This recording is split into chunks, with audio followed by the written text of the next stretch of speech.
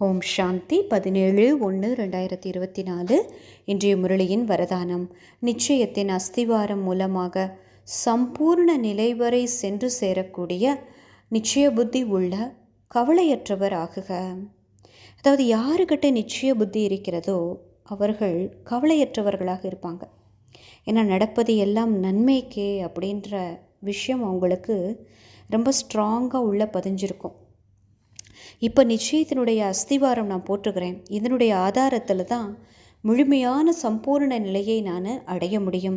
அப்போ இந்த நிச்சயம் இருக்கணும். நான் தான் போன கல்பத்தில் தேவதா ஆனேன், எனக்குத்தான் பாபா படிப்பித்தார், நான் தான் அந்த கோடியில் சிலர், அந்த சிலரிலும் சிலர், நான் தான் அந்த மாலையின் மணியாக கோர்க்கப்பட போகின்ற ஆத்மா.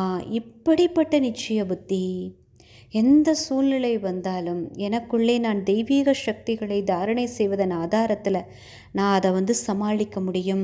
இப்படிப்பட்ட ஒரு நிச்சய புத்தி.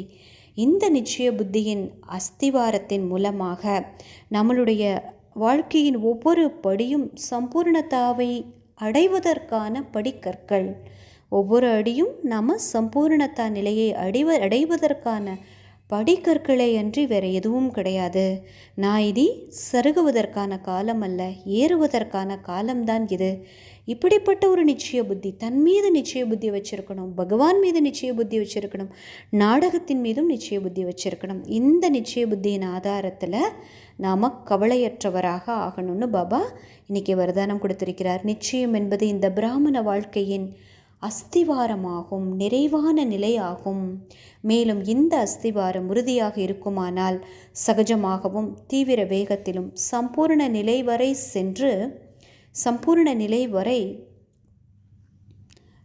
சென்று சேர்வது நிச்சயிக்கப்பட்டதாகும். நம்ம புருஷார்த்தத்தின் மேலேயே நமக்கு ஒரு நிச்சயம் இருக்கும். கண்டிப்பாக நான் அடைந்தே தீருவேன், நான் அடையாமல் வேற யார் அடைவார்கள் அப்படின்ற ஒரு போதை இருக்கும். யார் யதார்த்த நிச்சய புத்தி உள்ளவராக இருக்கிறார்களோ அவர்கள் சதா கவலையற்று இருப்பார்கள். சூழ்நிலைகள் எதுவாக இருந்தாலும், விஷயங்கள் எதுவாக இருந்தாலும் அவர்கள் கவலையற்றவர்களாக இருப்பார்கள். யதார்த்த நிச்சயம் என்பது தனது ஆத்மஸ்வரூபத்தை அறிவது, ஏற்றுக்கொள்வது மற்றும் அதன்படியே நடப்பது. மற்றும் பாபா யாராக இருக்கிறார், எப்படி இருக்கிறார், எந்த ரூபத்தில் பாட்டு நடித்து கொண்டிருக்கிறார் என்பதை யதார்த்தமாக அறிந்து கொள்வது. பிறகு இப்போ இருக்கிற பிராமண பரிவாரத்தில் சில பிராமண ஆத்மாக்கள் என்ன நினைக்கிறாங்க, எல்லாமே பாபா தான் எனக்கு அப்படிங்கிறாங்க. அதுக்கப்புறம் வேறொரு துணையை தேடுகிறார்கள். உங்களுக்கு யார் இருக்காங்க அப்படின்னு கேட்டால், எங்களுக்கு யார் இருக்கா பாபாவை தவிர. அப்படி அந்த குரலில் என்னமோ எங்களுக்கு பாபா இருக்கிறாருன்னு எல்லாமே இருக்கிற மாதிரி தானே. ஸோ அதில் கூட எனக்கு ஒரு சாகார துணையினுடைய மிஸ்ஸிங் இருக்குது, எனக்கு ஒரு சாதனத்தின் வசதி குறைவு இருக்குது அப்படின்னு ஏதோ ஒரு அதிருப்தியின் நிலை தெரியுதான். பாபா என்ன சொல்கிறாருன்னா, இப்பொழுது கூட இன்னும் பிராமணர்களுடைய நிலையில் என்ன தெரியுது அப்படின்னா, தியாகத்தினுடைய நிலை தெரியுது, பிராப்திகளினுடைய அனுபவம் தெரியல அப்படின்னு சொல்லுவார்.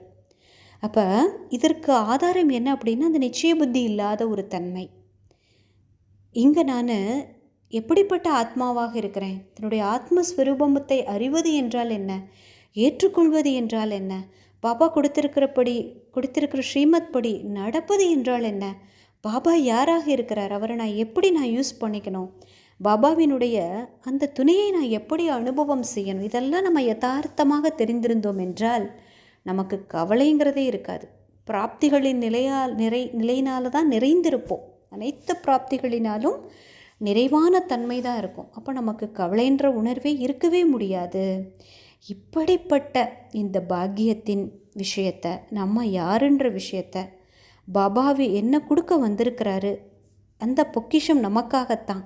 இந்த விஷயங்கள் எல்லாம் யார் சம்பூர்ணமாக முழுமையாக புரிந்திருக்கிறார்களோ அவர்கள் சதா வெற்றியாளராக இருப்பார், அவர்கள் சதா கவலையற்றவராகவும் இருப்பார். நன்றி பாபா.